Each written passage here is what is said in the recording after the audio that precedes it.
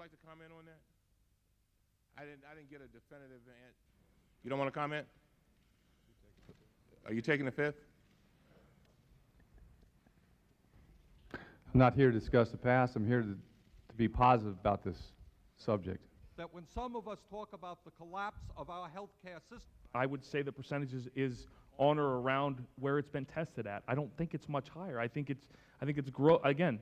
I'm in the locker. I've been with 6 different teams. I play with over thousands of players.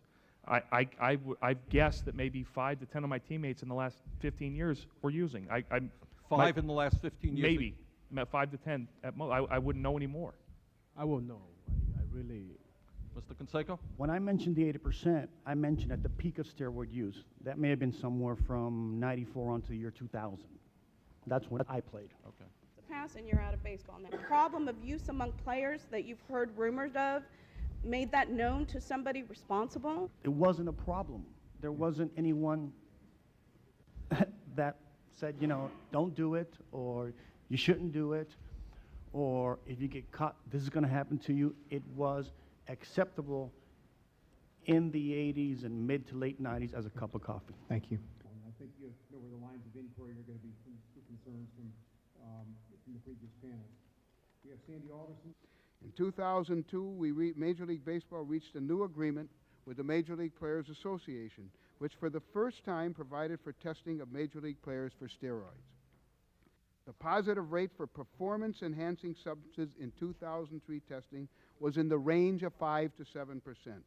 This disturbing rate triggered a more rigorous disciplinary testing program in 2004.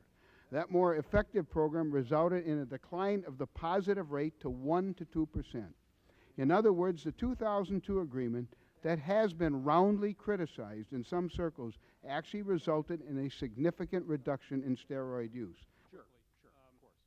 Recent reports to the contrary notwithstanding. Our job with violations of substance use, is not to destroy careers. Our job is to stop it. And if we can stop it, short of destroying careers, and we can put people on the right track, and we can get them back to playing with the appropriate disclosures that you heard the players talk about and all the rest of it, that is manifestly better. That is the principle behind virtually every employee assistance program in the country. It worked with drugs of abuse with us. There's no question about that. It's not just a collective bargaining issue.